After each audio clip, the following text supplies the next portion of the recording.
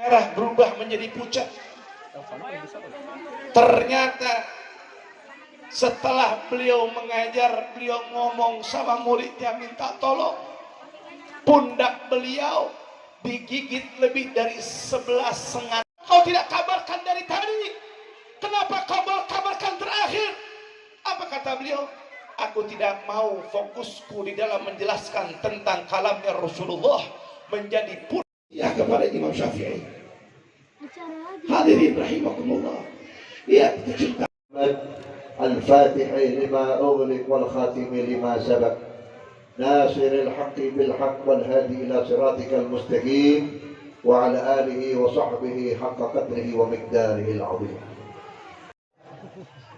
Mudah-mudahan panjang umur, sehat walafiat. Guru kita Al-Mukarram Al-Muhtaram, beliau salah satu guru atau salah satu murid dan santri daripada Kiai Haji Ruslan Sifat, yaitu Al-Mukarram Kiai Haji Mu'jizat. Guru kita Ustaz Muhammad selaku pimpinan Majelis Dakwah Adni, dan juga yang tidak saya lupakan anak saya Al-Ustaz Khaidir Aldi selaku pimpinan Majelis Dakwah Adni wilayah Bogor, dan juga kepada Abu Ya Haji Selamat beserta para jamaahnya yang mudah-mudahan dimuliakan oleh Allah Subhanahu wa taala. Saudara-saudara hadirin yang saya hormati, tadi sudah cukup padat apa yang disampaikan oleh kedua penceramah tentang Nabi Muhammad SAW. Mengingat saya sudah diberi mic, kalau saya nggak ngomong apa yang akan terjadi nanti. Makanya saya akan berbicara untuk mengikuti dua pembicara ini. Terakhir Habib Mahdi mengatakan bahwa Nabi Muhammad itu adalah sumber daripada nikmat. Benar. Kita memperingati Maulid itu bukan tradisi, bukan kebudayaan. Kalau ada yang mengatakan Maulid Nabi tradisi dan kebudayaan, mudah-mudahan orang itu ditambahkan imannya. Saya khawatir itu orang mati su'ul khatimah. Memperingati Maulid ini tanda terima kasih, tanda syukur. Sekarang saya mau tanya kepada ibu dan bapak. Ibu dan bapak kalau punya anak usia setahun, naik 2 tahun, apa yang ibu lakukan? Ibu mengadakan ulang tahun. Apa tujuannya ulang tahun? Tandanya syukur, terima kasih, alhamdulillah anak saya sudah menginjak usia 2 tahun. Begitu pula Nabi Muhammad yang lebih daripada anak kita. Nabi Muhammad lebih daripada suami kita. Nabi Muhammad lebih daripada manusia yang lain. Kalau orang yang lain mungkin sekarang cinta, besok lupa. Orang yang lain sayang sekarang, besok lupa. Nabi Muhammad tidak pernah lupa kepada kita. Berapa lama kita kecewakan hati Nabi Muhammad? Jangan dikira kita tidak pernah mengecewakan Nabi Muhammad. Nabi perintahkan sholat, umatnya nggak sholat, kecewa Nabi Muhammad. Nabi perintahkan agar kita berbakti kepada orang tua, kita nggak berbakti kepada orang tua, kecewa Nabi Muhammad. Tapi Nabi Muhammad tetap sayang kepada kita. Saudara-saudara hadirin, ketika Nabi Muhammad SAW diminta oleh Allah Subhanahu wa ta'ala, apa yang kau inginkan hai Muhammad? Apa yang kau inginkan ya Rasulullah? Nabi Muhammad tidak pernah minta apa-apa. Hanya satu yang diminta oleh Nabi, Allahumma firli ummati, ya Allah ampuni seluruh umatku min awal ila akhir. Makanya umat Nabi Muhammad biar dosanya banyak gak diturunkan laknat. Lihat umat Nabi Musa, hanya gara-gara mancing di hari Sabtu. Hari Sabtu itu hari sucinya, dikutuk oleh Allah Ta'ala menjadi monyet, menjadi babi. Umat Muhammad banyak yang gak sholat Jumat, mancing di setu, gak jadi monyet, gak jadi babi. Banyak yang berzina, tidak dilaknat oleh Allah seperti umat-umat yang lain. Kenapa? Karena ada doanya Nabi Muhammad. Sehingga kita mendapat kesempatan untuk bertobat kepada Allah sampai batas roh kita dan tenggorokan. Makanya kalau ada keluarga kita yang sakaratul maut, kita bisikkan di telinganya kalimat La ilaha illallah. Kalau kepanjangan Allah, Allah. Dan ingatkan untuk bertobat kepada Allah sebelum rohnya ada di tenggorokan. Sebab kalau rohnya sudah di tenggorokan, orang tua kita nggak bakal diampuni oleh Allah Subhanahu wa ta'ala. Jangan kalau orang sakaratul maut dibisikin tanahnya berapa, duitnya berapa, emasnya berapa. Akhirnya orang tua kita meninggal nggak sempat tobat, na'udzubillah mati su'ul khatimah. Maka oleh karena itulah dengan peringatan Maulid ini tanda syukur, terima kasih kita kepada Allah. Terus terang, kita jangan bangga dengan amal ibadah kita, jangan bangga dengan kesolehan kita, sebab seluruh amal kita bakal dibungkus oleh Nabi Muhammad dengan syafaatnya Nabi Muhammad. Walaupun kita soleh, kita baik, kita ahli ibadah, kita banyak sedekah, kalau nggak dapat syafaat Nabi Muhammad, apa bisa masuk surga? Apa bisa selamat di akhirat? Tidak akan bisa selamat. Kenapa? Yang bisa menyelamatkan kita nanti di akhirat adalah syafaatnya Nabi Muhammad. Tapi kita jangan yakin bahwa kita pasti dapat syafaat Nabi Muhammad. Banyak umat Nabi Muhammad yang tidak memperoleh syafaatnya Nabi Muhammad. Siapa mereka itu?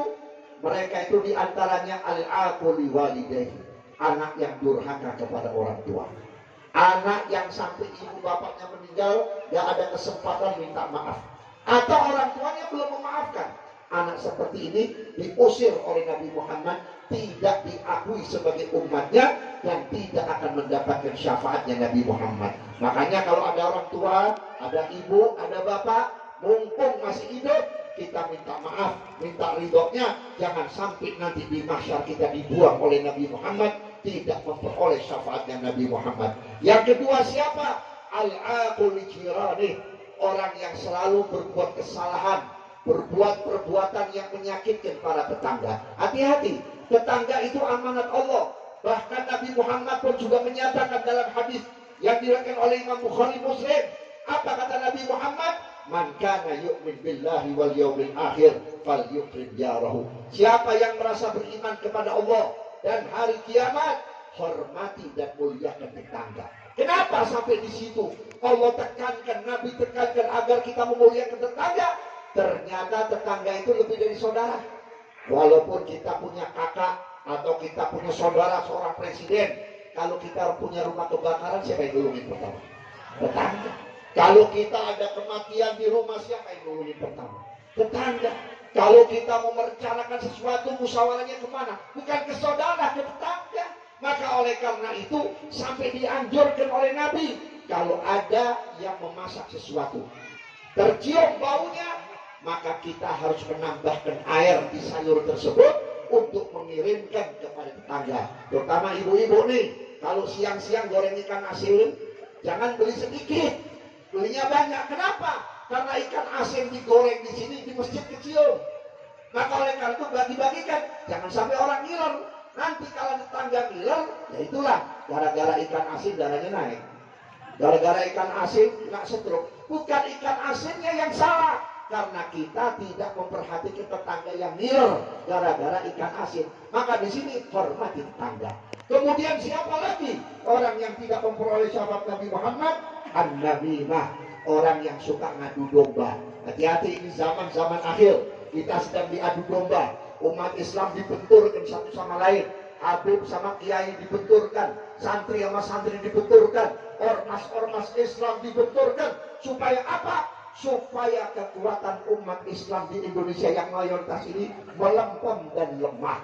Kalau kekuatan kita sudah lemah, mereka yang jumlahnya sedikit bisa mengatur kondisi negeri ini menjadi negeri yang tidak berkah. Maksiat merajalela, munkarat merajalela, aliran-aliran di luar Ahlus Sunnah wal Jamaah sudah merajalela. Kenapa? Karena mayoritas Muslim Ahlus Sunnah sudah dipecah-pecah oleh kelompok-kelompok mereka. Yang keempat siapa? Al-Haqid, yaitu orang yang dengki, orang yang hasud.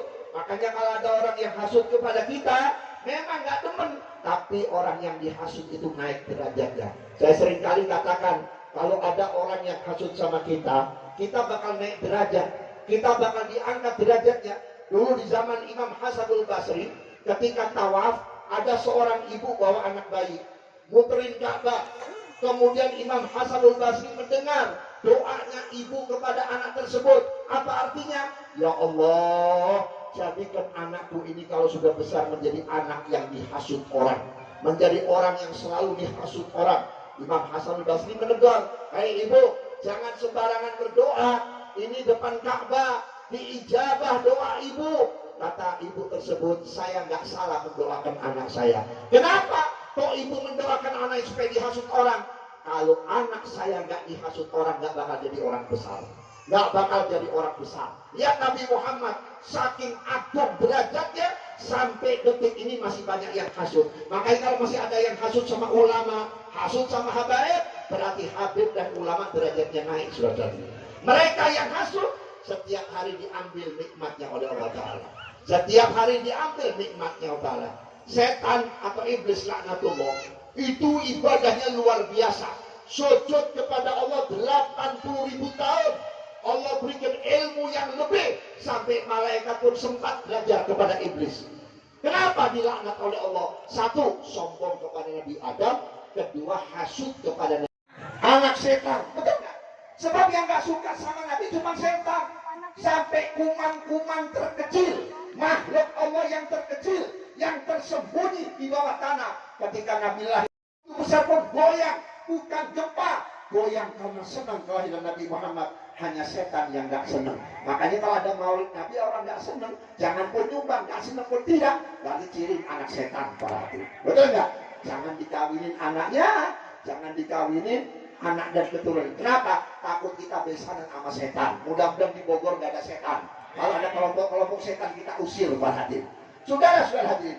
Kemudian yang terakhir, orang yang tidak diakui oleh Nabi Muhammad sebagai umat dan tidak memperoleh syafaat, wadariku sunnati, orang yang meninggalkan sunnah Nabi. Sunnah Nabi ini termasuk adabnya, termasuk akhlaknya, termasuk cara berpakaian, cara makan, cara berumah tangga, cara bertetangga. Itu banyak sunnah-sunnah Nabi, ajaran-ajaran Nabi yang sudah disampaikan oleh guru-guru kita. Tergantung kitanya mau mengamalkan tidak. Kalau kita mau diakui oleh umatnya Nabi Muhammad, kita kerjakan sunnahnya Nabi, kita kerjakan syariatnya Nabi, kita kerjakan akhlaknya Nabi. Insya Allah kita memperoleh syafaat Nabi Muhammad SAW. Saya mau berbicara lebih lama. Saya toleransi kepada Habib Mahdi. Habib Mahdi sudah ditunggu sama jamaahnya, ya. Saya tahan, nggak boleh keluar. Alhamdulillah Habib Mahdi nurut malam ini para hadirin, nggak mau keluar. Makanya saya nggak mau panjang-panjang. Nanti kalau panjang-panjang dia ngambek semasa seumur hidup para hadirin. Kita doakan beliau panjang umur afiat, Bapak Dedi panjang umur, Habib Hasan bin Tahir Ikhwani, mudah-mudahan panjang umur. Beliau seorang ulama besar dari Hadramut, datang ke tempat ini untuk menyebarkan keberkahan kepada kita. Walaupun sepatah dua kata daripada nasihatnya, kalau kita pegang dan kita ingat baik-baik, insya Allah berkah akan nempel di wilayah kita. Amin. Ya Rabbal Alamin. Assalamualaikum warahmatullahi wabarakatuh. Assalamualaikum warahmatullahi wabarakatuh. Hadirin